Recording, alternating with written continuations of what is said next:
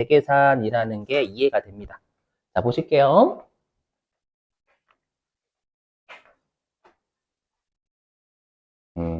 자, 요건 뭐냐면,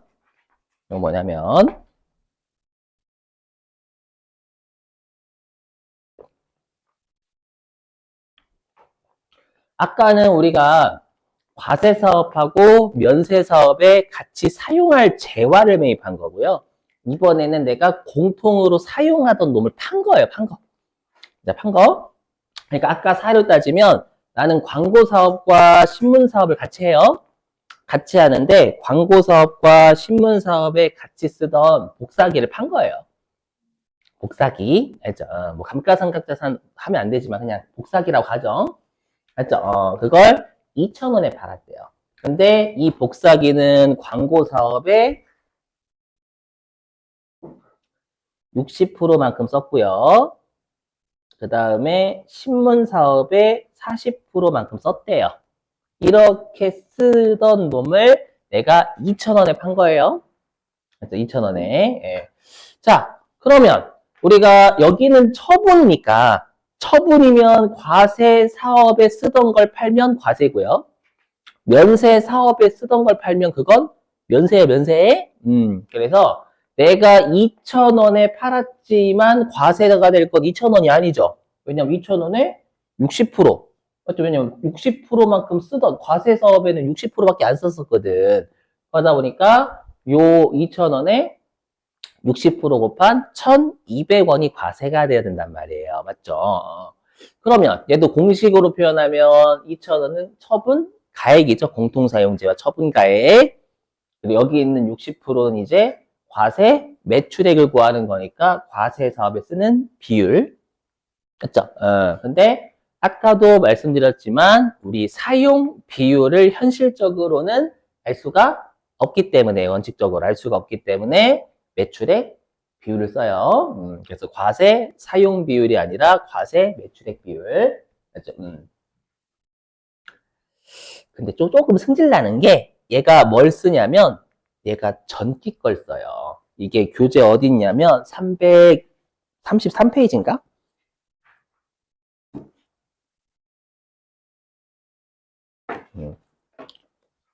교재 333페이지 아마 있을 거예요. 거기 333페이지 가로 3번입니다. 아래쪽이 가로 3번.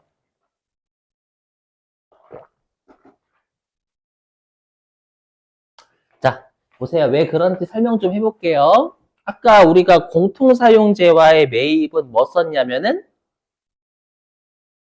단기 거 썼잖아요. 근데 여기는 왜 전기인지 설명할게요. 보세요. 자, 나는 겸용사업자고요. 겸용사업자고요. 이번에 과세사업자인 을한테 내가 이번에 2,000원에 판 거예요. 2,000원에 팔았을 때 우리 방금 봤었지만 우리가 광고 사업에 60%만큼 썼기 때문에 맞죠? 그래서 내가 상대방한테 얼마의 세액을 걷어야 되냐면 과세 매출액이 1,200원이죠. 과세 매출액 1,200원에 10%인 120원만 걷어야지 200원 걷는 거 아니에요. 그렇죠? 그걸 7월 25일까지 내는 거죠, 여러분들. 내는 건 7월 25일 신고할 때거든요.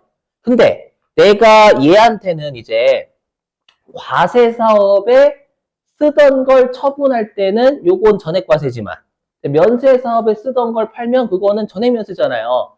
근데 우리가 같이 쓰던 재화를 팔았으니까 일부는 과세, 일부는 면세죠.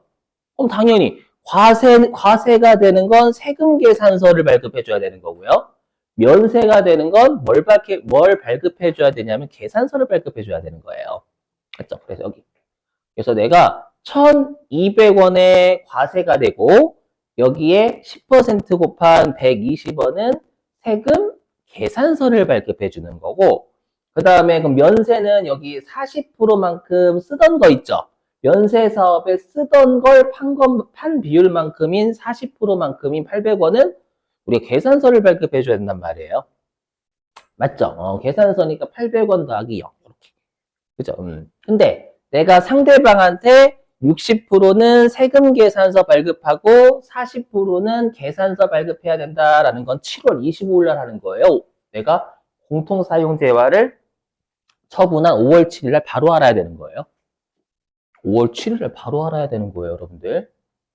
무슨 말인지 이해되세요? 그래서 우리가 공통사용재화를 처분할 때는 우리가 과세사업에 쓴 것만큼은 세금계산서 발급해 주는 거 5월 7일 날 해야 되는 거고, 그 다음에 면세사업에 쓰던 것만큼은 우리가 처분한 건 요건 계산서 발급해 주는 건 과세 해당 공통사용재화를 처분한 해당 당일날 해줘야 되는 거예요.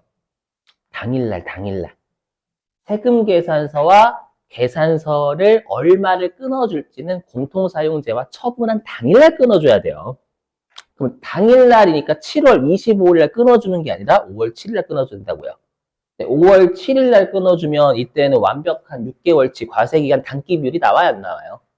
안 나와요. 안 나오잖아. 1월 1일부터 6월 30일치 비율이 안 나온단 말이에요. 안 나오니까 단기 과세기간 비율이 나와야 되는데 안 나오니까 단기 과세기간 비율과 그나마 유사한 전기 과세기간 비율을 쓰겠다라는 거예요. 이해되세요? 근데 매입자는? 그럼 매입자는 120원 매입세 공제 받아야 될 거 아니에요, 여기서. 왜냐면 요 계산서 받은 건 매입세 부담한 게 없으니까. 그럼 얘는 매입세 공제 120원 받아야죠. 매입세 공제 받는 120원은 언제 신고하면 되는 거예요? 이건 5월 7일 날 신고하는 게 아니라 우리가 신고할 때 7월 25일 날 그때 하면 되는 거예요, 얘는.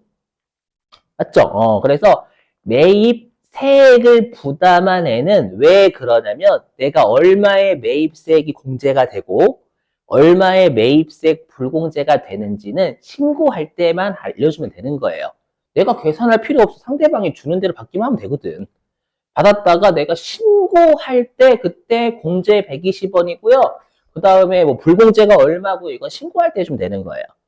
그러면 매입자, 공통사용재화를 매입하는 놈은 신고할 때 공제, 불공제를 신고해주면 되는 건데 그럼 신고할 때는 과세기간 6개월치 비율 알아요, 몰라요? 확정신고 때는. 알지. 아니까 아까 했던 단기 과세기간 비율로 가는 거예요. 무슨 말인지 이해되시겠어요? 오케이? 네. 근데 공통사용재와 처분은 나눠서 끊어주는 건 언제 하는 거는 처분하는 당일날 해줘야 돼. 당일날은 우리가 6개월치 비율이 안 나오지, 단기가. 그래서 그런 거예요.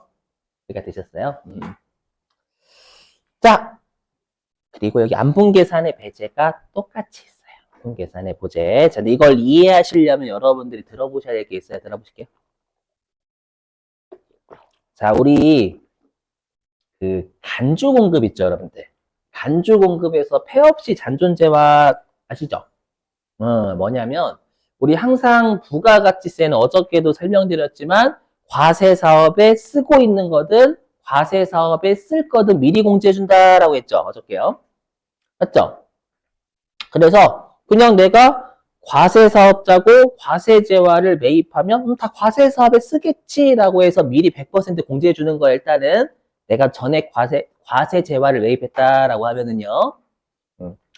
자, 그리고 나는 70%만큼 매출하고 폐업한 거예요.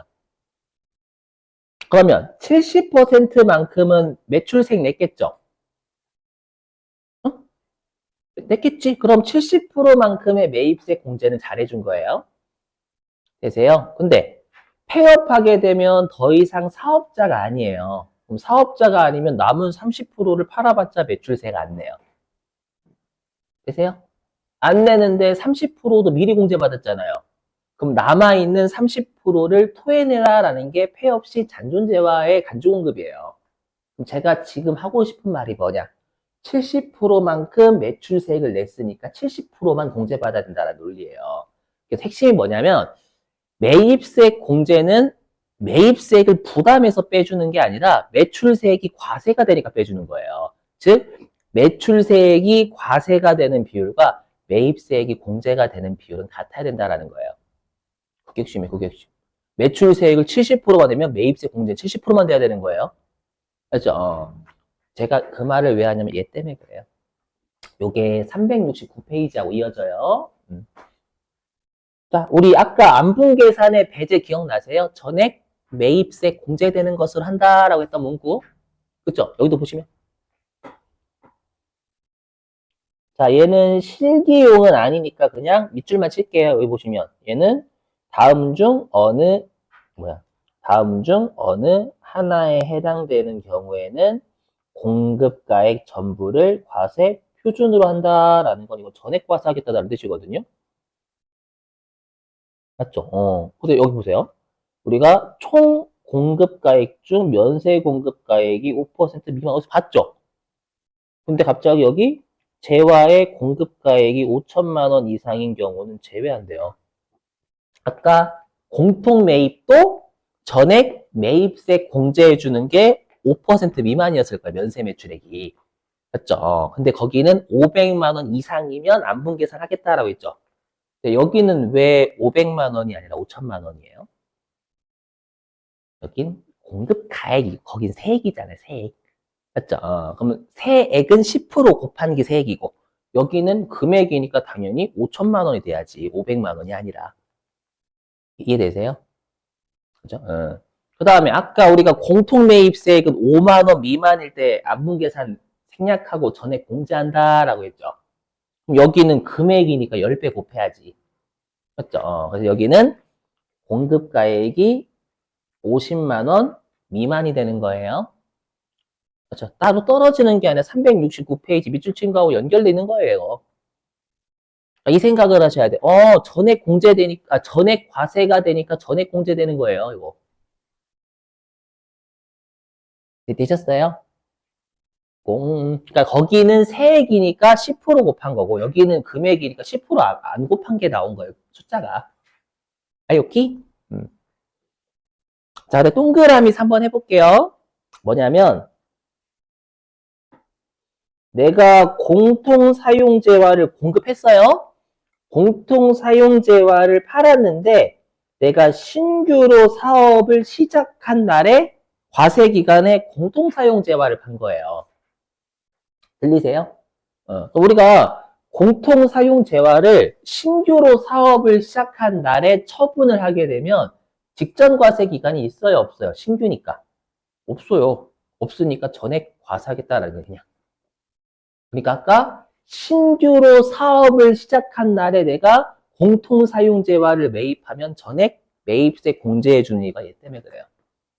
그렇죠? 공통사용재화를 처분할 때 직전과세기간이 없으니까 이때 신규로 사업을 시작하는 날에 공통사용재화를 전부 처분했으면 그냥 전액 과세할게. 그러니까 신규로 사업을 내가 시작하는 과세 기간에 공통사용재와 매입했으면 전에 매입세 공제해줘야 된다라는 거예요.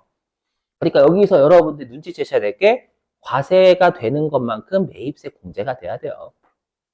그렇죠? 이렇게 되세요? 얘가 필요해. 얘가 필요해야 여러분 얘가 이 개념을 이해하셔야 납부 환급세 재계산을 왜 하는지가 돼요. 아까 보셔서 아시겠지만 그냥 외우면 내가 어느 메뉴 들어갈지를 못하거든요. 그렇죠? 그래서 일단 공통사용재와 처분 알고 계시고 다시 앞으로 가서요. 납부 환급세 재계산 설명 드려볼게요. 이제